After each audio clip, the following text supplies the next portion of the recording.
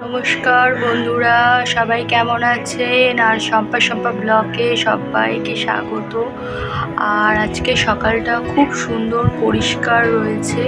দেখুন আকাশটা খুব সুন্দর, এক সাইডটা পুরো নীল আর এক সাইডটাতে একটু কালো অবস্থাতে রয়েছে, খুবই ভালো লাগছে। আর আজকে আমি আমার রান্নাঘরে চলে এসেছি। চলুন তাহলে দেখা যাক কি রান্না আমি করছি। লঙ্কা দেবো, লঙ্কা পেঁয়াজ আর একটু আলু দেবো, একটু অল্প লঙ্কা কেটে রেখে দিয়েছি, এটা দেবো।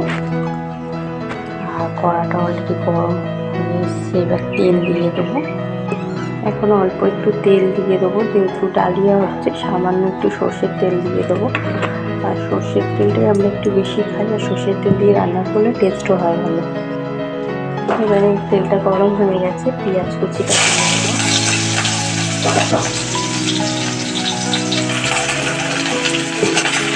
পেঁয়াজটা খুব বেশি ভাজা করবে না, একটু আস্তে আস্তে থাকবে এরকম। ওর মধ্যে আলুটা দিয়ে দেবো।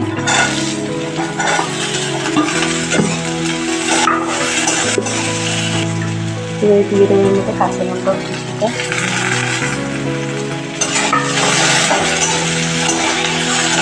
আর দিয়ে দেবো এর মধ্যে একটু লবণ, যেহেতু আলুটাকে ভাজা ভাজা করতে হবে। একটু লবণ দিয়ে দেবো, একদম সামান্য একটু হলুদ দিয়ে দেবো। হলুদটা না দিলে একেবারে একটু সাদা মতন লাগে, এই জন্য আলুতে একটু হলুদটা দিয়ে একটু ভেজে নেব। এবার ভাজা ভাজা এর মধ্যে এই ডালিয়াটা দিয়ে দেবো। ডালিয়াটা হচ্ছে কি একটু আগে বার করে রেখেছিলাম, ডালিয়াটা দিয়ে দেবো। ডালিয়াটার সঙ্গে একটু ভাজা ভাজা মতন করে নেবো।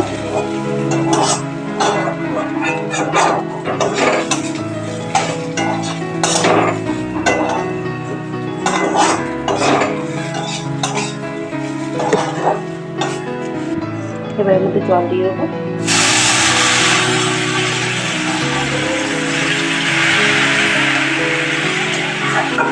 একটু বেশি জল দেবো, কারণ ডালিয়াটা সেদ্ধ হবে, এখানে সেদ্ধ না হলে খেতে ভালো লাগবে না।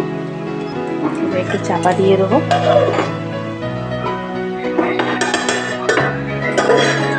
এবারে আমি এটা তুলে দেবো, আর খুলে দিয়ে একটু নেড়ে দেবো।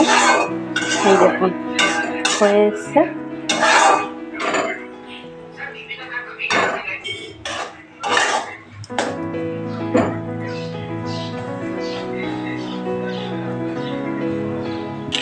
তো রেডি হয়ে গেছে আমার ডালিয়া। আপনারাও এরকমভাবে বিভিন্নভাবে ডালিয়া বানিয়ে খেতে পারেন, এটা শরীরের পক্ষে খুবই হেলদি হয়, খুবই ভালো।